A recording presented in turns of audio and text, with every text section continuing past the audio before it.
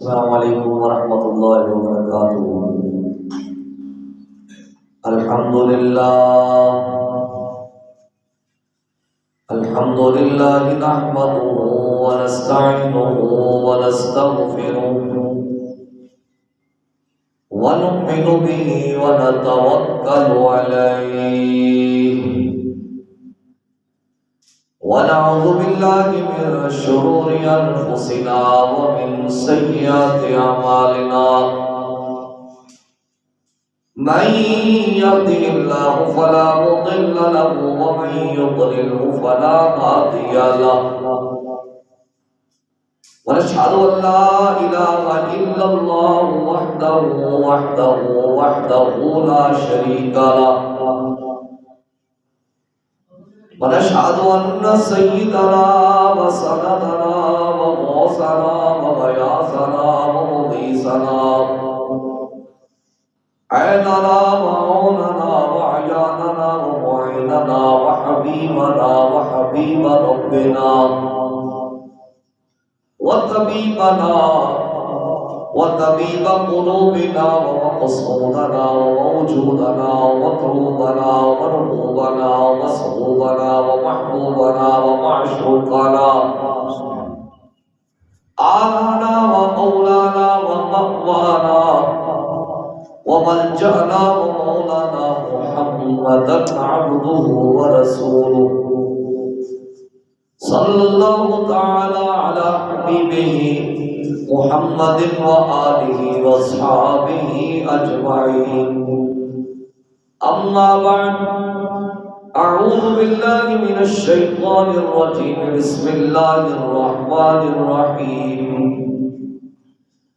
إذ قالت امرأة عمران رب إني نذرت لك ما في بطني محررا فتقبل مني إنك أنت السميع العليم صدق الله مولانا العظيم وبلغنا رسوله النبي الكريم الرؤوف الرحيم الصلاة والسلام عليك يا سيدي يا رسول الله الصلاة والسلام عليك يا سيدي يا حبيب الله وعلى آلك وأصحابك يا سيدي يا خاتم النبيين۔ اللہ رب العزت کی حمد و ثنا اللہ کے پیارے حبیب احمد مجتبی محمد مصطفیٰ صلی اللہ علیہ وسلم کے حضور ناز میں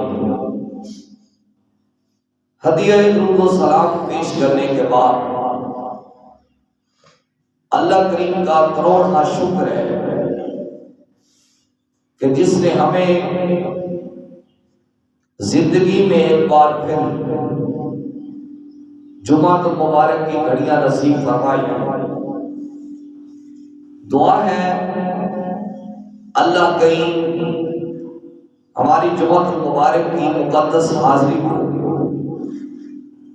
اپنی پاک بارگاہ بلند والا میں درجہ قبولیت عطا فرمائے۔ معزز محترم سامعین ذی وقار، آج کا ہمارا عنوان ہے کہ اللہ کے بندے جب زندہ ہوں ان کے وسیلے سے دعا مانگی جائے یا جب اپنی قبروں میں چلے جائے تو پھر ان کے وسیلے سے دعا مانگی جائے تو اللہ کیا دیتا ہے؟ ان درباروں پہ جانے سے کچھ حاصل ہوتا ہے یا نہیں؟ آج ہم اس پر گفتگو کرنے کی کوشش کریں گے۔ دعا فرمائیں اللہ میری زبان پہ کلمت الحق جاری فرمائے۔ اللہ تعالیٰ نے قرآن مجید فرقان حمید کے اندر ایک کرامت کا ذکر کیا ہے، جسے کرامت مریم سلام اللہ علیہا کہا جاتا ہے۔ جناب سیدنا عیسیٰ علیہ السلام کی والدہ محترمہ حضرت اماں مریم سلام اللہ علیہا کی کرامت کا ذکر کیا گیا ہے۔ ہوا کچھ سیدنا عمران علیہ السلام کی زوجہ محترمہ حضرت حنا رضی اللہ تعالی عنہا بوڑھی ہو چکی تھی، بڑھاپے کو پہنچ چکی تھی۔ انہوں نے ایک مرتبہ دیکھا کہ چڑیا نے اوپر اپنے بچے کا گھونسلہ بنایا ہوا ہے اور اس میں تھوڑا تھوڑا رزق لا رہی ہے، اس کا بچہ کھا رہا ہے۔ حضرت حنا کے دل میں بڑی طرف سی پیدا ہوئی، اللہ کی بارگاہ میں عرض کرتی ہے بار الہ اگر تو چڑیا کو رزق دے سکتا ہے اور یہ اپنے بچے کو کھلا سکتی ہے تو مجھے اولاد بھی دے سکتا ہے۔ اگرچہ میری عمر اولاد سے بیت چکی ہے، میں بوڑھی ہو چکی ہوں، اور انہوں نے منت مانی، اے اللہ اگر تم مجھے بچہ دے گا تو میں اسے بیت المقدس کی خدمت کے لیے معمول کر دوں گا، بیت المقدس کی خدمت کے لیے اس کا انتخاب کر دوں گا۔ اس سے ایک تو مسئلے سمجھے، منت ماننا یہ آج کی بات نہیں ہے، بلکہ نبی کریم صلی اللہ علیہ وسلم کی ولادت باسعادت سے کئی سو سال پہلے یہ منت مانی گئی، کیونکہ حضرت عیسیٰ علیہ السلام نبی پاک صلی اللہ علیہ وسلم کی ولادت باسعادت سے پہلے 500 سال تشریف لائے، اس سے پہلے حضرت مریم کی پیدائش ہوئی ہے، پھر ان کے ہاں حضرت عیسیٰ آئے۔ حضرت حنا نے منت مانی، کس کے لیے؟ اللہ کے لیے۔ اس سے یہ پتہ چلا کہ منت ماننا یہ انبیاء کی بیویوں کی سنت ہے، انبیاء کی بیویوں کی سنت ہے۔ اچھا چلو، اگر حضرت حنا سلام اللہ علیہا ورضی اللہ عنہا نے منت مان لی تھی، تو اگر یہ عمل غلط ہوتا تو اللہ پاک حضرت حنا کے شوہر حضرت عمران علیہ السلام پر وحی فرما دیتا کہ یہ اچھا عمل نہیں ہے، یہ شرک ہے، یہ بدعت ہے، یہ حرام ہے، اپنی بیوی سے کہو توبہ کرے۔ جبکہ ایسا بھی کوئی نہیں ملتا، اللہ پاک نے وحی بھی نہیں فرمائی، منع بھی نہیں فرمایا اور توبہ بھی نہیں فرمائی۔ دو باتیں ہو گئی۔ تیسری بات، اللہ کو اپنی بندی کی یہ ادا اتنی پسند آئی۔ کون سی ادا؟ منت ماننا۔ اللہ پاک کو اپنی بندی کی یہ ادا اتنی پسند آئی، اتنی پسند آئی، میرے رب نے قرآن کا اس کو حصہ بنا دیا کہ حنا کی منت قیامت تک تلاوت ہوتی رہے گی، حنا کی منت قیامت تک تلاوت ہوتی رہے گی۔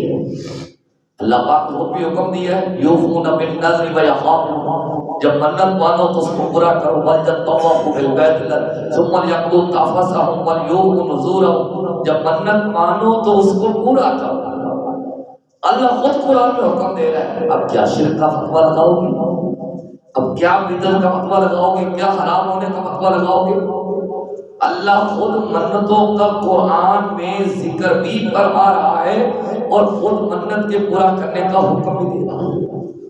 ٹھیک ہے جی، اس سے یہ پتہ چلا کہ منت ماننا بالکل جائز ہے، کسی قسم کوئی حرام کام نہیں ہے۔ حضرت حنا سلام اللہ علیہ رضی اللہ عنہا نے منت مانا، اللہ جب تو مجھے بچہ دے گا تو میں اس کو بیت المقدس کی خدمت کے لیے معمول کر دوں کہ وہ بیت المقدس کی خدمت کرے گا۔ اللہ پاک نے حضرت حنا رضی اللہ عنہا کی اس منت کو قبول فرما لیا، اس دعا کو قبول فرما لیا۔ لَكَ مَا فِي بَطْنِي مُحَرَّرًا فَتَقَبَّلْ مِنِّي، جو میرے پیٹ میں ہے میں اس کی منت مانتی ہوں۔ اذ قالت امرأة عمران ربی انی نذرت، میں اس کی منت مانتی ہوں کہ میں اس کو بیت المقدس کی خدمت کے لیے معمول کروں گی، انک انت السمیع العلیم۔ اللہ نے ان کی دعا کو قبول فرمایا، بے شک تو ہی سننے والا، تو ہی جاننے والا ہے۔ جب حضرت حنا رضی اللہ تعالی عنہ حاملہ ہوئی تو حضرت عمران علیہ السلام کا انتقال ہو گیا، آپ دنیا سے تشریف لے گئے۔ اب ہوا کیا؟ فلما وضعتها قالت ربی انی وضعتها انثى، جب انہوں نے بچہ جنا تو انہوں نے بچہ نہیں جنا بلکہ انہوں نے بچی جنی، یعنی انہوں نے لڑکی جنی۔ واللہ اعلم بما وضعت، اللہ خوب جانتا ہے انہوں نے کیا جنا ہے۔ ولیس الذکر کالانثی، انہوں نے لڑکا نہیں جنا بلکہ لڑکی جنی ہے۔ اور یاد رکھیں بعض، حالانکہ قرآن پاک کا اصول ہے الرجال قوامون علی النساء، مرد عورتوں سے بہتر ہے، لیکن ہر عورت سے مرد بہتر نہیں ہے۔ اس کی دلیل کیا ہے؟ نبی پاک صلی اللہ علیہ وسلم کے جو ازواج ہیں، جو حضور کی ازواج ہیں، وہ تمام مومنوں کی مائیں ہیں، ان کو مردوں پر فوقیت حاصل ہے۔ اسی طرح حضرت رابعہ بصری رضی اللہ تعالی عنہا کے پاس مردوں کی افضلیت کا ذکر کیا گیا، اور آپ نے فرمایا ہر مرد ہر عورت کو حکیم نہ جانا کریں، عورتیں انبیاء اور اولیاء کی مائیں ہیں اور ان کی بیویاں ہیں، لہذا ہر عورت مرد سے کمتر نہیں ہے، اور ہر عورت سے مرد بہتر بھی نہیں ہے۔ بعض عورتیں مردوں سے بہتر ہیں، بعض عورتیں مردوں سے بہتر ہیں، ان کے اندر حضرت مریم سلام اللہ علیہ تذکرہ بھی پایا جاتا ہے۔ وَإِنِّي سَمَّيْتُهَا مَرْيَمَ، حضرت حنا رضی اللہ تعالیٰ عنہ کرتی ہیں مولا میں نے اس کا نام مریم رکھا ہے، اور میں اس کے لیے دعا مانگتی ہوں کہ اس کو اور اس کی اولاد کو روندے ہوئے شیطان سے محفوظ رکھنا، میں اس سے تیری پناہ میں دیتی ہوں۔ لہذا اولاد کے لیے ایسی دعا کرنا کہ اللہ میری اولاد کو شیطان سے محفوظ رکھنا، شیطانی وسوسوں سے محفوظ رکھنا، شیطانی حملوں سے محفوظ رکھنا، یہ بھی انبیاء کی بیویوں کی سنت ہے، انبیاء کی بیویوں کی سنت ہے۔ اور نبی پاک صلی اللہ علیہ وسلم نے اس کو ذکر فرمایا، الجامع صحیح بخاری میں جسے پاک ہے، آقا دو عالم صلی اللہ علیہ وسلم نے فرمایا حضرت مریم کی پیدائش کے وقت اور حضرت عیسیٰ کی پیدائش کے وقت ہر بچے کو شیطان مس کرتا ہے، لیکن نہ تو اس نے حضرت مریم کو مس کیا نہ حضرت عیسیٰ کو مس کیا۔ اور جس طرح اور بعض لوگ جناب اس حدیث پاک سے نبی پاک صلی اللہ علیہ وسلم سے حضرت عیسیٰ کی فضیلت بیان کرتے ہیں، جبکہ ایسا نہیں ہو سکتا۔ ایک تو حضرت عیسیٰ نے خود میرے آقا کی فضیلت کا ذکر کیا ہے، اور دوسرا میرے آقا امام الانبیاء ہیں، میرے آقا کو تو اللہ نے غسل دے کے بھیجا ہے، میرے آقا کے اللہ نے ختنے کر کے بھیجے ہیں، میرے آقا کے اللہ نے بات سوار کے بھیجا ہے، میرے آقا کو اللہ نے خوشبو لگا کے بھیجا ہے، اور میرے آقا نے پیدا ہوتے ہوئے سجدہ فرمایا اور اپنی امت کے لیے دعائیں مغفرت کی۔ تو اب حضرت حنا سلام اللہ علیہ رضی اللہ تعالی عنہا نے اللہ کی بارگاہ میں یہ دعا مانگی۔ اب ہوتا یوں تھا جو بچہ ہوتا اس کو بالغ ہونے تک بیت المقدس کی خدمت کے لیے مأمور کیا جاتا ہے۔ جب بالغ ہو جاتا تو اس کو اختیار دیا جاتا کہ تم یہاں کام کرنا چاہو تو یہاں ٹھیک ہے، یا کسی اور جگہ کام کرنا چاہو تو اور جگہ پہ چلے جاؤ۔ اب جو کہ حضرت مریم لڑکی تھی، عورت تھی، انہوں نے اللہ کی بارگاہ میں عرض کی حضرت حنا نے کہ بعض موقعوں پر عورتوں کو مسجد کے اندر جانا جائز نہیں ہوتا، تو یہ کیا بنے گا؟ اب فیصلہ ہوا کہ ان کو کسی کی کفالت میں دے دیا جائے جو مرد ان کی کفالت کرے۔ پھر حضرت زکریا علیہ السلام جو کہ حضرت عمران علیہ السلام کے ہم زلف ہیں، یعنی حضرت حنا اور حضرت زکریا علیہ السلام کی بیوی آپس میں دونوں بہنیں ہیں، اور زکریا علیہ السلام حضرت مریم کے خالو لگے۔ انہوں نے کہا کہ یہ بچی میرے سپرد کی جائے، میں اس کی خدمت کروں۔ جس بات پر لوگوں کا اختلاف ہوا لوگوں کا آپس میں جھگڑا ہوا کہ یہ نہیں ہو سکتا، پھر انہوں نے بات طے کی کہ ایسا کرتے ہیں سب لوگ اپنے اپنے قلم پانی کے اندر پھینکتے ہیں، جس کا قلم پانی پر تر گیا یا جس کا قلم اس سم چل پڑ جس سم پانی جا رہا ہے اس کی کفالت میں دے دیں گے۔ اب سب لوگوں نے قلم ڈالا تو قلم زکریا علیہ السلام کا تر گیا اور ان کا قلم پانی کے سم چل پڑا۔ اب ان کی کفالت میں دے دیے گئے۔ حضرت مریم سلام اللہ علیہ انہوں نے ایک حجرہ منتخب کیا، اس کے حضرت مریم کو بھیج دیا، آپ وہاں پہ اللہ کی بات میں مصروف رہتی۔ زکریا علیہ السلام آتے جاتے کھانا دے جاتے، چکر لگا جاتے۔ ایک مرتبہ کو دیر ہو گئی، یہ بڑے گھبرائے سے آئے کہ دیر ہو گئی ہے، کھانے میں بچی ہے چھوٹی سی، اس کا کیا بنے گا؟ جب آئے تو کیا دیکھا؟ واجد عندہا رزقا، مریم کے پاس اللہ کی طرف سے رزق پایا۔ بے موسم میں پھل پڑے ہوئے تھے، گرمیوں کے پھل سردیوں میں ہوتے، گرمیوں کے پھل سردیوں میں آ جاتے اور سردیوں کے پھل گرمیوں میں آ جاتے۔ زکریا علیہ السلام نے بڑے حیران ہو کے پوچھا، یا مریم انا لکی ھذا، مریم یہ کیا ہے؟ یہ کہاں سے آ گیا؟ دروازے کی چابی میرے پاس ہے، دروازہ میں نے بند کیا ہوا ہے، تالا میں کھولتا ہوں، تالا میں بند کرتا ہوں، جب میں آتا ہوں میں کھانا لے کے آتا ہوں، یہ کہاں سے آ گیا؟ کہا ہوا من عند اللہ، یہ میرے اللہ کی طرف سے ہے، یہ میرے اللہ کی طرف سے ہے۔ ان اللہ یرزق من یشاء بغیر حساب، اللہ جسے چاہتا ہے بغیر حساب کے عطا فرماتا ہے۔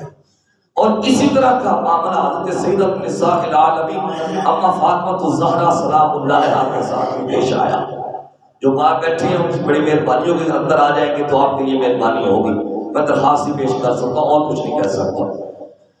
حضرت فاطمہ الزہرا رضی اللہ تعالی عنہا نے تھوڑا سا کھانا بنایا، نبی پاک صلی اللہ علیہ وسلم کی بارگاہ میں لے گئی، جب جا کے ٹفن کھولا، ڈھکن کھولا تو وہ سارا کھانے سے بھر چکا تھا۔ نبی پاک صلی اللہ علیہ وسلم نے فاطمہ یہ کیا؟ یہ میرے اللہ کی طرف سے ہے، یہ میرے اللہ کی طرف سے ہے۔ اس وقت نبی پاک صلی اللہ علیہ وسلم نے فرمایا میری فاطمہ مریم جیسی ہے، میری فاطمہ مریم جیسی ہے۔ ان اللہ یرزق من یشاء بغیر حساب، اللہ جسے چاہتا ہے اسے بغیر حساب کے عطا کرتا ہے۔ لو جی اب بات شروع ہو رہی ہے کہ اللہ کے بندوں کے پاس جا کے دعا مانگنا یا ان کے وسیلے سے دعا مانگنا، ان کی بارگاہ میں جانا، کیا یہ قرآن سنت سے جائز ہے یا نہیں، اور دعا مانگنے والے کو فائدہ ملتا بھی ہے یا نہیں، اس سے بات شروع ہو رہی ہے۔ اب جب حضرت زکریا علیہ السلام نے دیکھا کہ اللہ تو مریم کو بے موسم پھل دے رہا ہے، ہنالک دعا زکریا ربہ، زکریا علیہ السلام اسی جگہ پہ کھڑے ہو گئے۔ کون سی جگہ پہ؟ جہاں پہ حضرت مریم مقیم تھی۔ حضرت مریم اللہ کی بات میں مصروف تھی، اللہ کی رحمتوں کا نزول ہو رہا تھا، اللہ کی طرف سے بے موسم پھلوں کا نزول ہو رہا تھا۔ حضرت مریم زکریا علیہ السلام نے ٹیسٹ کیا اور آپ کو کنفرم ہوا کہ یہاں پہ اللہ کی رحمتیں اتر رہی ہیں، اللہ کی برکتیں اتر رہی ہیں۔ تو ہم بھی اہل اللہ کی بارگاہوں میں اس لیے جاتے ہیں کہ انہوں نے رب رب کر کے رب کو منایا ہوتا ہے، تو وہاں پہ جہاں پہ وہ ڈیرے لگا لیتے ہیں وہاں پہ اللہ کی کامل رحمتوں کا نزول ہوتا ہے۔ ہم پہ اس لیے وہاں پہ جا کے دعا مانگتے ہیں کہ رب جلدی مان جائے گا، رب جلدی مان جائے گا۔ یہ نبی پاک صلی اللہ علیہ وسلم سے پہلے کی بات چل رہی ہے۔ ہنالک دعا زکریا ربہ، اسی جگہ پہ جس جگہ پہ حضرت مریم مقیم تھی، زکریا السلام کو یقین ہو گیا نا کہ یہاں پہ اللہ کی رحمتیں اتر رہی ہیں، اللہ کی برکتیں اتر رہی ہیں، اللہ کی بندی یہاں پہ مقیم ہے، اللہ کی ولیہ مقیم ہے۔ حالانکہ زکریا علیہ السلام خود کون ہے؟ نبی ہے۔ خود کون ہے؟ نبی ہے۔ نبی ہو کے ایک ولیہ کے وسیلے سے دعا مانگ رہا ہے، نبی ہو کے ایک ولیہ کے وسیلے سے دعا مانگ رہا ہے۔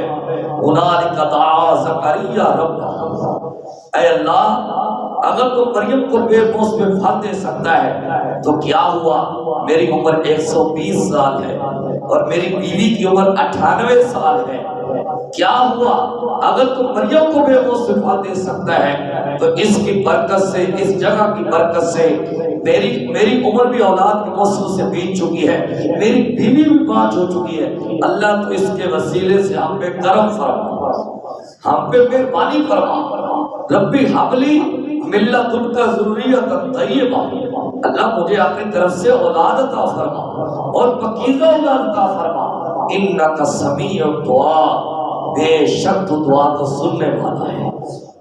یہ زکریا علیہ السلام نے کلام کیا۔ اچھا زکریا علیہ السلام خود کون ہے؟ نبی ہے، بولیے یاد رکھنا، نبی ہے، نبی غلط کام کر سکتے ہیں؟ اچھا چلو اگر زکریا علیہ السلام نے دعا مانگ ہی لی تھی تو اللہ پاک جبریل کو بھیج دیتا کہ زکریا ایسا نہ کرو، یہ تو شرک ہے، بدعت ہے، حرام ہے، تم کیا کر رہے ہو، اس کے وسیلے سے دعا مانگ رہے ہو، کہ ولی ہے، وہ نبی ہے، نبی ہو کہ ولیہ کے وسیلے سے دعا مانگ رہے ہو، یہ نہیں ہو سکتا۔ اچھا چلو اللہ نے جبریل کو نہیں بھیجا تو اللہ اس کو قرآن کا حصہ ہی نہ بناتا، لیکن اللہ کو زکریا علیہ السلام کی یہ ادا اتنی پسند آئی، اتنی پسند آئی، میرے رب نے اس کو حضور پر قرآن کی شکل میں اتار دیا کہ قیامت تک زکریا کا یہ قصہ تلاوت ہوتا رہے گا، قیامت تک یہ زکریا کا قصہ تلاوت ہوتا رہے گا۔ ربی حبلی من لدنک ذریۃ طیبہ، اللہ اپنی طرف سے مجھے اولاد عطا فرما، انک سمیع الدعا، بے شک تو دعا کو سننے والا ہے، بے شک سب دعاؤں کو تو ہی سننے والا ہے۔ اب ہوا کیا، اس دعا کے 18-19 سال بعد بشارت ہوئی، فنادتہ الملائکہ وہو قائم یصلی فی المحراب۔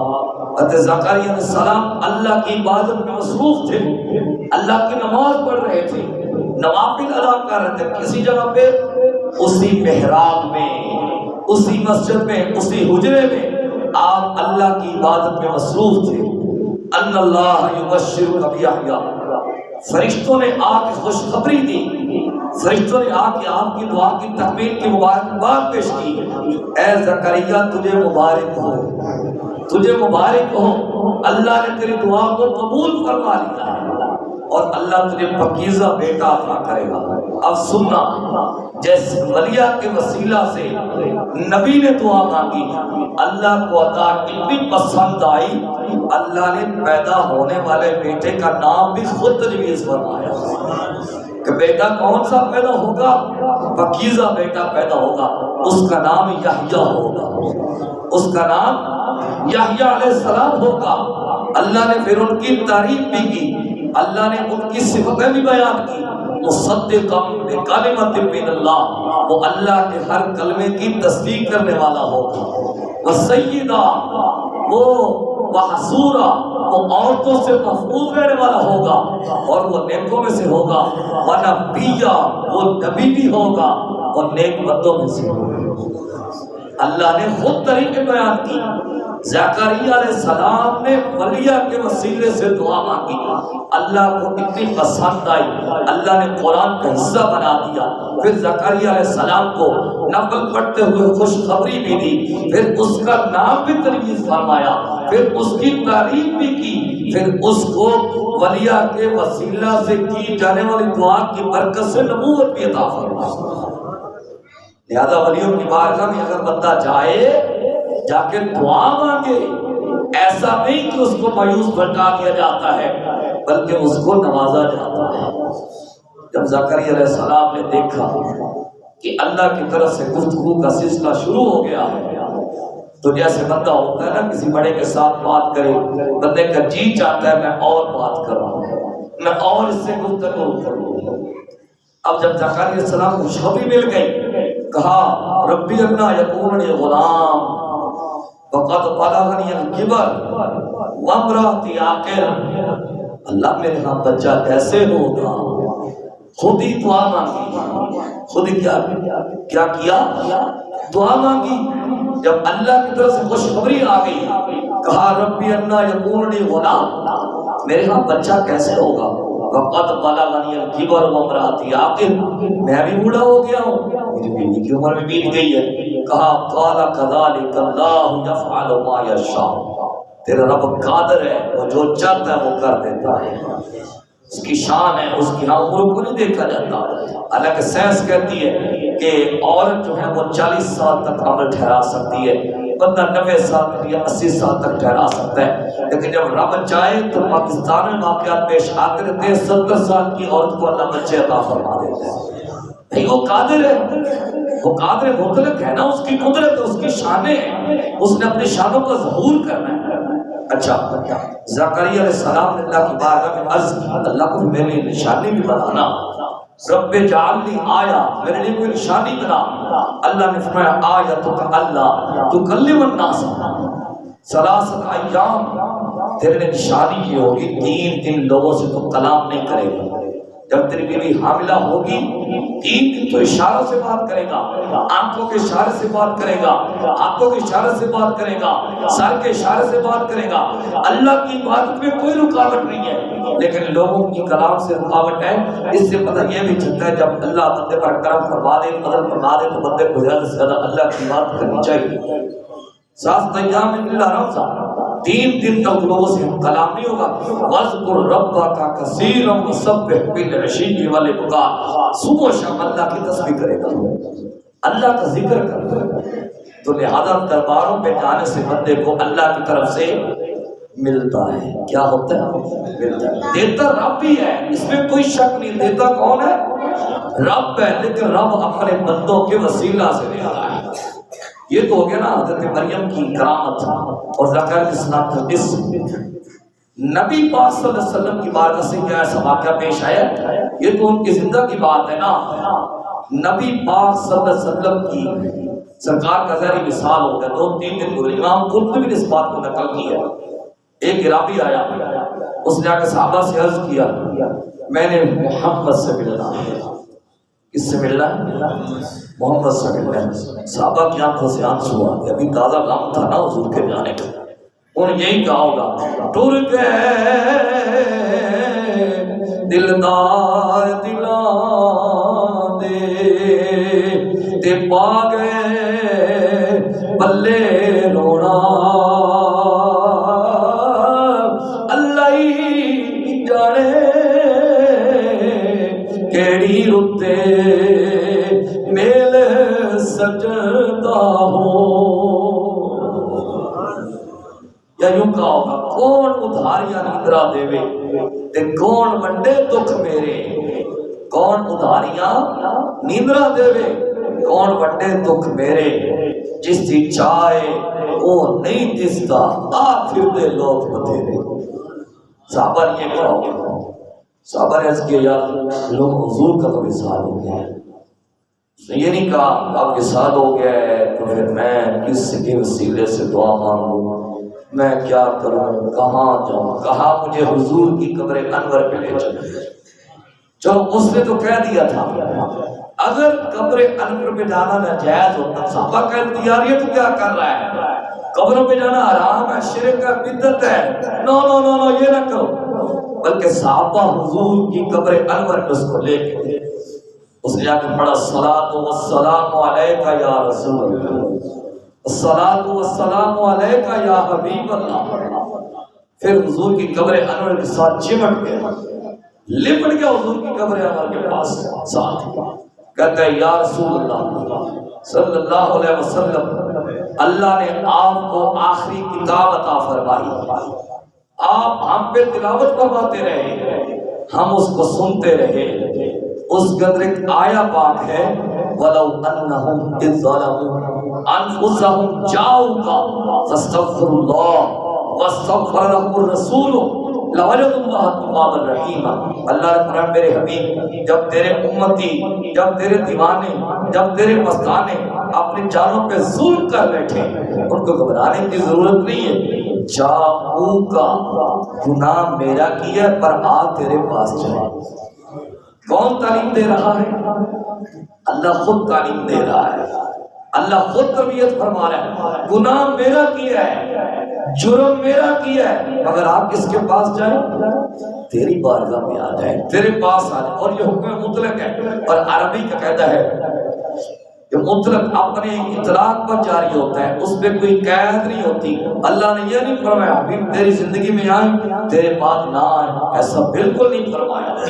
جاؤ کا تیرے پاس آ جائیں، فاستغفر اللہ، اللہ سے معافی مانگے، اللہ سے معافی مانگی۔ اچھا محبوب کے پاس آ گئے، اللہ سے معافی مانگ لے، بات ختم ہو گئی؟ نہیں، میرے حبیب تو ان کی سفارش کر، تو ان کی سفارش کر۔ اس کا مطلب ہے جب ہم اللہ کے بندوں کی بارگاہ میں جاتے ہیں، ان کے وسیلے سے دعا مانگتے ہیں، ان سے عرض کرتے ہیں کہ آپ نے رب کو راضی کیا ہوا ہے، وہ ہماری سفارش کرتے ہیں، تب ہماری بات بنتی ہے، تب ہماری بات بنتی ہے۔ وَاسْتَغْفَرَ لَهُ الرَّسُولُ، میرے حبیب مکرم صلی اللہ علیہ وسلم تو ان کی سفارش کر دے، میری بارگاہ میں ان کے لیے درخواست پیش کر دے، پھر ہوگا کیا؟ لَوَجَدُ اللَّهَ تَوَّابًا رَحِيمًا، اللہ کو توبہ قبول فرمانے والا مہربان ہے۔ صابری ہے پاک اس کی رابری ہے پاک پڑھی۔ اس کے بعد اس نے کہا یا رسول اللہ صلی اللہ علیہ وسلم، میں اپنی جان پہ ظلم کر کے آ گیا، میں اپنے دامن کو گناہوں سے تار کر کے آ گیا، میں اپنے آپ کو برباد کر کے آ گیا، حضور میری سفارش تو کیجیے اللہ کی بارگاہ میں، مجھے معافی لے کے دیجیے۔ اچھا چلو اتنا کچھ ہو گیا تھا، سو صحابہ ہی کہہ دیتے یہ تو کیا کر رہا ہے، معافی مانگی ہے تو اللہ سے مانگی تو شرک ہے، یہ تو بدعت ہے، حرام ہے۔ کسی صحابی نے ایسا نہیں کہا، اور میرے آقا نے بھی ہوا کیا؟ فَنُودِيَ مِن قَبْرِ النَّبِيِّ، امام قرطبی کے لفظ ہے فَنُودِيَ مِن قَبْرِ النَّبِيِّ صلی اللہ علیہ وسلم غُفِرَ لَهُ مَا تَقَدَّمَ مِن ذَنبِهِ، حضور کی قبر انور سے آواز یوں آنے والے، اللہ نے مجھے تمام خزانوں کا مالک بنایا ہے، جا تیرے گناہوں کو بخش دیا گیا، تیرے گناہوں کو بخش دیا گیا۔ ایک بات، دوسری بات، مروان بن حکم مدینے کا گورنر تھا، ہوا کیا؟ حضور کی قبر انور پہ ایک بار آیا تو ایک بندہ حضور کی قبر انور کے ساتھ چمٹا ہوا تھا، اس نے مجھ سے نہیں بتانا یہ کون ہے، اس نے اس طرح ٹھوکر ماری، اوئے کون ہے، کیا کر رہا ہے؟ جب مڑ کے دیکھا تو وہ فیضا ہوا ابو ایوب، وہ ابو ایوب انصاری رضی اللہ تعالیٰ عنہ تھا۔ ڈر گیا مروان بن حکم، اور ابو ایوب انصاری رضی اللہ تعالیٰ عنہ نے کیا فرمایا؟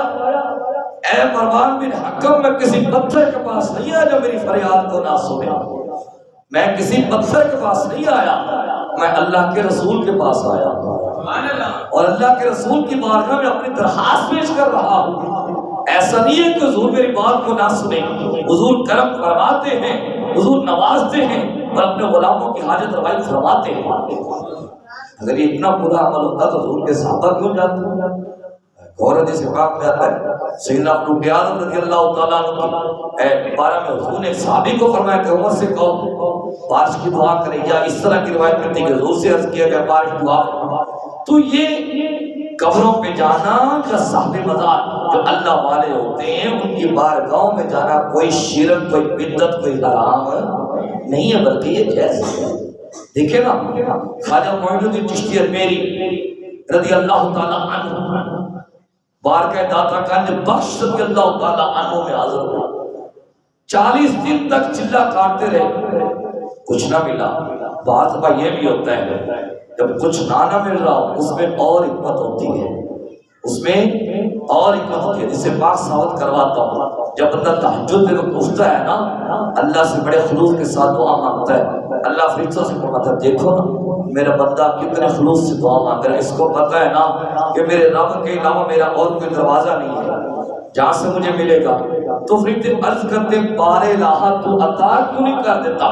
اللہ فرماتا ہے میں عطا اس لیے نہیں کر رہا اس کی جو تار لگی ہوئی نہیں یہ ٹوٹ جائے گی، اب تو اس نے میرے ساتھ رشتہ مضبوط کیا ہو۔ یہ بھی حکمت ہوتی ہے دعا کی قبولیت، اور میں قبولیت کی 4 صورتیں ہوتی ہیں، یا دعا فوراً قبول ہوتی ہے، یا تاخیر سے قبول ہوتی ہے، یا اس دعا کو محفوظ کر لیا جاتا ہے کہ اس کا اس دعا کے بدلہ میں کچھ اور دے دیا جاتا ہے، بندہ جو مانگ رہا تھا اس کے لیے بہتر نہیں ہوتا، یا اس دعا کو محفوظ کر لیا جاتا، اس کا صلہ قیامت کے دن اللہ اپنے بندوں کو دے گا۔ بندہ مومن جب بھی دعا مانگتا ہے اس کی دعا رد نہیں ہوتی۔ تو دربار داتا گنج بخش علی اجمیری رضی اللہ تعالیٰ عنہ میں خواجہ معین الدین چشتی اجمیری رضی اللہ تعالیٰ 40 دن تک چلا کھاڑتے رہے، کوئی کرم نہ ہوا۔ 40 دن جب جانے لگے تو بڑا ناراضی کا اظہار کرنے لگا کہ 40 دن ہو گیا مجھے فریاد کرتے ہوئے، کوئی مہربانی نہیں ہو رہی، کوئی رہنمائی نہیں ہو رہی۔ ایک بندہ آیا، اس نے کہا کدھر جا رہے ہو؟ کہا جا رہا ہوں۔ کہا مجھے داتا گنج بخش کہتے ہیں، جا تیرے اوپر کرم ہو گیا اور میرا سلام غوث اعظم کو دے گا۔ اس وقت حضور خواجہ معین الدین چشتی اجمیری رضی اللہ تعالیٰ عنہ نے فرمایا تھا گنج بخش فیض عالم مظہر نور خدا، گنج بخش فیض عالم مظہر نور خدا، ناقص سارا پیر کامل کامل رہنما، ناقص سارا پیر کامل کامل رہنما۔ تو اللہ کے بندے توجہ فرماتے ہیں، اللہ کو طاقت دی ہوتی ہے، وہ دیتے اللہ کی عطا کردہ طاقت سے ہی ہے، ان کا ذاتی کوئی اختیار نہیں ہوتا، لیکن وہ اللہ کی بارگاہ سے لے کے دیتے ہیں، کیونکہ انہوں نے اپنے رب کو بنایا ہوتا ہے۔ میں یار اپنوں کی بات تو کیا کروں، آپ کو اشرف علی تھانوی کی بات نہ سناؤں، محبت سے بولے گا سبحان اللہ۔ اشرف علی تھانوی جس کو دیوبندی اپنا پیر مانتے ہیں، کیا مانتے ہیں؟ پیر مانتے ہیں، اپنا رہنما مانتے ہیں، اپنا بڑا تسلیم کرتے ہیں۔ اس کے ایک مرتبہ دانت خراب ہو گئے۔ کیا ہو گیا؟ دانت خراب ہو گئے۔ انہوں نے کہا جی آپ کا لاہور سے علاج ہوگا۔ لاہور آیا تو اس نے کہا چلو داتا علی اجمیری کے دربار سے ہو لیتے ہیں، یہاں پہ کیا ہو رہا ہے؟ جناب یہ آیا، اس نے اپنا مراقبہ کیا، اپنے انداز میں اس نے مراقبہ کیا۔ جب مراقبے سے باہر آیا کہتا ہے یہ مجھے عام انسان نہیں لگتے، میں نے یہاں پہ اللہ کے فرشتوں کو دیکھا ہے، میں نے یہاں پہ اللہ کے فرشتوں کو دیکھا ہے۔ پھر قبلہ اس نے حلوہ تقسیم کروایا، یار اب تو مان جاؤ، اس نے حلوہ تقسیم کروایا وہاں پہ۔ تو اپنے دوسرے بھی مانتے ہیں کہ ان مزارات پہ جانا جائز ہے، اور ان مزارات پہ جب بندہ فیض کے لیے سے جاتا ہے تو بندے کو کچھ نہ کچھ ملتا ہے، اللہ والوں کی بارگاہوں سے ملتا ہے، سارے جواب ملتے ہیں۔ امریکہ میں دیوبندی حضرات نے ایک بندہ مسلمان کیا، بندہ پڑھا لکھا تھا، امریکہ کی بات ہے یا انگلینڈ کی بات، مولانا خالد سہری صاحب نے بیان کیا اور زمان نے بیان کیا۔ جب مسلمان ہو گیا، پڑھا لکھا بندہ تھا، اس نے سوال کیا کہ میں نے قرآن کریم کا ترجمہ پڑھا ہے، اس کے اندر تخت بلقیس کا ذکر ہے کہ آصف بن برخیہ آنکھ جھپکنے سے پہلے وہ تخت لے کے سلیمان علیہ السلام کی بارگاہ میں آ گیا تھا۔ تو اس نے ان سے سوال کیا کہ وہ کیسے آیا تھا؟ ان کے جی چھوڑیں جی، اس طرح کی باتیں نہ کریں، بس رہنے دیں جی، فلاں فلاں فلاں۔ اس نے کہا چلو میں مسلمان تو ہو گیا ہوں، میں کافر نہیں ہوتا، یہ اسلام کا میرے اوپر قرض ہے، اسلام میرا مقروض ہے، مجھے اس کا جواب چاہیے۔ وہ کیسا ہوا؟ وہ بندہ پاکستان میں آ گیا، اب اس کو لاہور کی سیر کروانے لگے۔ جب دربار داتا علی اجمیری کے پاس سے گزرا، اس کو خوشبو کے حلے آنے لگے۔ اس نے کہا یہاں پہ کیا ہوتا ہے؟ چھوڑے یہاں پہ شرک ہوتا ہے، بدعت ہوتی ہے، حرام ہے، فلاں فلاں۔ اس نے کہا تم کہتے شرک ہوتا ہے، مجھے یہاں سے خوشبوئیں آ رہی ہیں، مجھے یہاں پہ لے چلو۔ اور کہا چلو لے چلتے ہیں، اس کو دکھاتے ہیں وہاں پہ کیا ہوتا ہے۔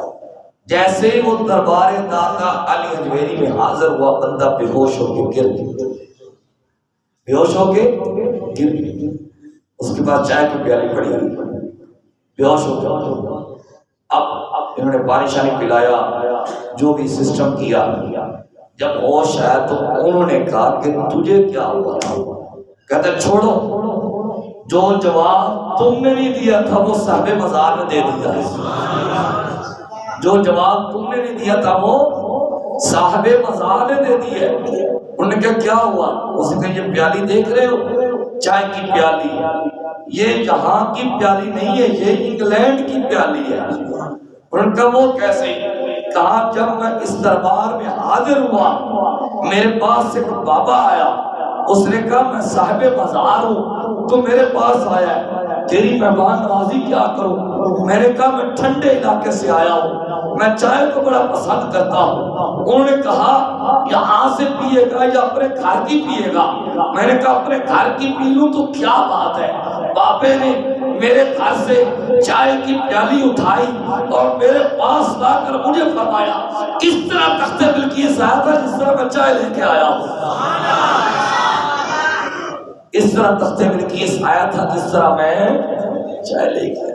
تو اللہ والوں کی بارگاہوں سے ملتا ہے، لیکن ہو کوئی لینے والا، ہو کوئی لینے والا، نیت صاف ہو، نیت صاف ہو، دل میں ادب موجود ہو، آزمائش کے لیے نہ جائے، آزمائش کے لیے نہ جائے بلکہ فیض کی نیت سے جائے۔ رات میں نے کیوں نہ ڈاکٹر مفتی پیر محمد مدد علی شاہ صاحب دامت برکاتہم العالیہ آپ سے عرض کیا کہ آپ کوئی میرا کل عنوان ہے، میں نے ان سے عرض کیا میرا کل عنوان ہے کہ اللہ والوں کی بارگاہوں سے فیض ملتا ہے، تو اس حوالہ سے مجھے ارشاد فرمایا بابا جی کے حوالہ سے۔ تو آپ نے فرمایا میں ایک دم بابا جی کے ساتھ دربار فرید الدین مسعود گن شکر پہ حاضر ہوں، بابا جی کے ساتھ۔ کہ بابا جی نے قبر انور کا بوسہ لیا، تو میں نے بوسہ نہیں لیا اور جان بوجھ کے نہیں لیا۔ تو کہتے ہیں مجھے بابا جی نے پکڑ کے فرمایا یہ بابا صاحب بڑی شخصیت ہے، یہ کوئی عام شخصیت نہیں ہے، چلو قبر کا مراقبہ یعنی قبر کا معانقہ کرو۔ بوسہ یاد ہو جو ہم قبر کا بوسہ لیتے ہیں اس میں ہمارے بالکل سجدے کی نیت نہیں ہوتی، سجدہ کا تعلق نیت کے ساتھ ہوتا ہے۔ ہاں جو لوگ بالکل جو قدموں میں جناب اس طرح لیٹ جاتے ہیں اپنے سر کا، وہ غلط کرتے ہیں، ہمارا ان کے ساتھ کوئی تعلق نہیں۔ باقی قبر کا بوسہ لینا جائز ہے، پیار سے، عقیدت سے، احترام سے اللہ والوں کی قبر کا بوسہ لینا جائز ہے، کوئی حرام نہیں ہے، کوئی بدعت نہیں ہے۔ یار ہم اپنی اماں کے ہاتھ بھی تو چومتے ہیں نا، بابا کے ہاتھ بھی تو چومتے ہیں نا، تو اللہ والوں کی قبروں کا بوسہ لینا خود بزرگوں نے تعلیم دی۔ ایک بات، دوسری بات اللہ ڈاکٹر صاحب نے عطا فرمائی کہ ایک مرتبہ بابا جی کی مولا رحمت اللہ تعالی علیہ مکہ شریف میں موجود تھے حج کے لیے، تو بابا جی نے وہاں سے 2 خط لکھے۔ کیا لکھے؟ 2 خط لکھے، ایک خط میرے نام لکھا اور ایک خط میرے دادا ابو اور میری دادی اماں یعنی بابا جی کے والدین، وہ اس وقت وصال کر چکے تھے، ان کا انتقال ہو چکا تھا، تو ان کے نام لکھا اور مجھے فرمایا مظہر فرید یہ میرا خط میرے اماں اور میرے ابا کو تم نے سنانا ہے، میری اماں اور میرے ابا کو تم نے سنانا ہے۔ ڈاکٹر صاحب فرماتے ہیں میں مغرب کے بعد آیا اور میں نے سارا خط پڑھ کے اپنے دادا ابو اور دادی اماں کو پڑھ کے سنایا۔ اس کا مطلب ہے جو صاحب مزار ہوتے ہیں وہ سنتے بھی ہیں اور وہ جواب بھی عطا کرتے ہیں۔ تیسری بات بابا جی قبلہ کے والد صاحب آپ ہر جمعرات کو دربار فرید الدین پہ حاضر ہوتے تھے اور جا کے عرض کرتے تھے کہ مجھے کوئی رہنما عطا کر دی، مجھے کوئی پیر عطا کر دی جس کا میں مرید ہو جاؤں۔ تو ایک مرتبہ دربار فرید الدین پہ حاضر تھے حضور خواجہ میاں علی محمد خان صاحب رحمۃ اللہ تعالی مسجد شریف والے، آپ تشریف فرما تھے، تو آپ نے جب دیکھا تو بابا جی دوڑ کے گئے کہ مجھے مرید کریں۔ کہا تمہیں کیا ہوا؟ کہا میں خود نہیں مرید ہو رہا، مجھے بابا صاحب نے حکم دیا آپ کے مرید ہونے کا۔ تو اللہ والوں کی بارگاہوں سے ملتا ہے، اللہ والے تو اللہ والے رہ گئے۔ بابا جی قبلہ کا واقعہ ہے، چونکہ آپ کا گھر جو ہے وہ قبرستان کے سامنے، ایک وقت تھا بابا جی کشف فرمایا کرتے تھے، انہیں قبر والوں سے بات کر لیا کرتے تھے، بعد بابا نے بند کر دیا۔ ایک قبر میں کہ بڑی پرانی قبر تھی، بابا نے وہاں پہ کشف فرمایا، قبر کھلی، صاحب قبر نے کہا منظور احمد میرے بچے میری فلاں بچی کا رشتہ فلاں جگہ پہ کر رہے ہیں، ان سے کہو کہ اس جگہ پہ میری بچی کا رشتہ نہ کریں بلکہ اس جگہ پہ کریں۔ پھر بابا جی قبلہ رحمت اللہ تعالی علیہ نے اس کا پیغام دیا اور بعد میں اس بندے نے بابا جی کا شکریہ بھی ادا کیا۔ تو اللہ والے رہ گئے، عام قبروں والے بھی ان سے مناجات کرتے ہیں، دنیا سے جانے کے بعد بھی وہ اللہ والوں سے مناجات کرتے ہیں۔ حضرت سیدۃ النساء العالمین اما فاطمہ الزہرا سلام اللہ علیہا ورضی اللہ عنہا ہر سال کے بعد اپنے دادا ابو حضور کے چچا حضرت امیر حمزہ رضی اللہ تعالیٰ عنہ کے مزار منوار پہ حاضر ہوتے ہیں اور جا کے کہتی السلام علیکہ یا جدی، قبر انور سے آواز آتی وعلیک السلام یا بنتی، بیٹی تو آ گئی ہے، بیٹی تو ٹھیک ہے؟ تو قبروں سے جواب آتا ہے۔ اگر میرے کان نہیں سن سکتے تو مجھے اپنے کانوں کا علاج کروانا چاہیے۔ وہ علاج کہاں ہوتا ہے؟ وہ گنبد خضرا کے مکین سے ہوتا ہے۔ جس طرح ہم حضور کے ساتھ اپنا تعلق استوار کرتے چلے جائیں گے، حضور کے ساتھ اپنے تعلق کو مضبوط کرتے چلیں گے، حضور ہمیں نوازتے چلے جائیں گے، حضور میرے کانوں کی سماعت ٹھیک کرتے چلے جائیں گے۔ تو آج کے عنوان سے ثابت کیا ہوا کہ منت ماننا بھی جائز ہے، اور اللہ کو یہ ادا اتنی پسند آئی اللہ نے اس کو قرآن کا حصہ بنا دیا، اور اللہ کی ولیہ کے وسیلے سے جب اللہ کے نبی نے دعا مانگی اللہ نے اس کو بھی قرآن کا حصہ بنا دیا، اور جب اس نبی کے دعا مانگنے سے ولیہ کے وسیلہ سے دعا مانگنے سے جو اللہ نے بیٹا عطا کیا وہ بھی نبی، اور اللہ نے اس کا نام بھی خود رکھا، اللہ نے اس کا نام بھی خود رکھا۔ اور اصل جو ہمارا عنوان تھا کہ اللہ والوں کی بارگاہ سے ملتا ہے، یار یہ تو یہ تھا نا کہ وہ زندہ ہو تو ملتا ہے، وصال ہو جائے تو ملتا ہے۔ ایک ایسی بات بھی ہے جو اللہ والوں کے پاس پہنچا ہی نہیں تھا، اس کی پھر بھی مغفرت ہو گئی تھی۔ وہ کون ہے؟ آخری بات آپ کہیں تھک تو نہیں گیا؟ موسیٰ علیہ السلام کی قوم کا واقعہ ہے۔ ایک بندہ تھا، اس نے 99 بندے قتل کر دیے۔ کتنے؟ 99 قتل کرنے کے بعد میری طرح کے مولوی صاحب کے پاس گیا تو جا کے اس نے مسئلہ پوچھا، جناب میں 99 بندوں کا قاتل ہوں، تو میری بخشش کی راہ نہیں کر سکتے ہو؟ توبہ توبہ توبہ، تیری بخشش کا کوئی رستہ نہیں۔ اس نے کہا چل پھر 100 پورے کر دے۔ اس نے 100 بندے قتل کر دیے۔ اب کسی اللہ والے سے ملاقات ہو گئی۔ کس سے ملاقات ہو گئی؟ اللہ اللہ کیے جانے سے اللہ نہ ملے۔ میری ہمت بھی دیکھی، آپ نے سبحان اللہ بھی دیکھی ہے، حالانکہ طبیعت صاحب نہیں دے رہی لیکن میں کر رہا ہوں۔ اللہ اللہ کیے جانے سے اللہ نہ ملے، اللہ اللہ کیے جانے سے اللہ نہ ملے۔ ارے اللہ والے ہیں جو اللہ سے ملا دیتے ہیں۔ اللہ والے سے ملاقات ہو گئی۔ اس نے کہا جناب میں نے 99 بندوں کو قتل کیا تھا۔ ایک مولوی صاحب سے مسئلہ پوچھا کہ میری بخشش کا کوئی رستہ ہے؟ انہوں نے کہا نہیں، تو میں نے پھر ان کو بھی قتل کر دیا۔ اب بتاؤ آپ کا کیا پروگرام ہے؟ اس نے کہا نہیں جناب فلاں بستی میں چلے جاؤ، اللہ والے رہتے ہیں، ان کی صحبت اختیار کرو، ان کی برکت سے وہاں پہ عبادت کرو، ان کے برکت سے ان کے صدقہ سے ان کے ذریعے سے توبہ کرو، امید ہے اللہ تمہاری توبہ کو قبول فرمائے، اللہ تمہیں بخش دے گا۔ چلو تھوڑا صبر کیا، حکم اجل آ گیا، اس کی موت کا وقت آ گیا۔ روح پرواز کر گئی. اب جنت والے فرشتے بھی آ گئے, جہنم والے فرشتے بھی آ گئے. کدھر جا رہا تھا؟ اللہ والوں کی بارگاہ میں جا رہا تھا, ابھی پہنچا نہیں, ابھی پہنچا نہیں. اب جنت والے کہتے ہیں ہم نے لے کے جانا, جنت والے کہتے ہیں یہ بندہ 100 بندوں کا قاتل ہے, ہم نے لے کے جانا. جنت والے کہتے ہیں یہ توبہ کرنے کے لیے جا رہا تھا, اللہ والوں کے پاس جا رہا تھا. اب اللہ پاک نے انسانی شکل میں ایک فرشتہ ان کے پاس بھیجا جو ان کا ثالث بنا. ثالث جانتے ہیں کس کو کہتے ہیں؟ کس کو کہتے ہیں؟ فیصلہ کرنے والا. اس نے کہا جناب اس بات کا جھگڑا ہے. جنت والے کہتے ہیں یہ توبہ کرنے جا رہا تھا, ہم اس کو اس لیے لے کے جانا چاہتے ہیں. جنت والے کہتے ہیں یہ 100 بندوں کا قاتل ہے, ہم اس کو اس لیے لے کے جانا چاہتے ہیں. اس نے کہا ایسا کرو تم زمین کی پیمائش کر لو, اگر یہ اپنی بستی کے قریب ہے یعنی جہاں سے چلا ہے تو پھر اس کو جہنم والے فرشتے لے جائیں گے.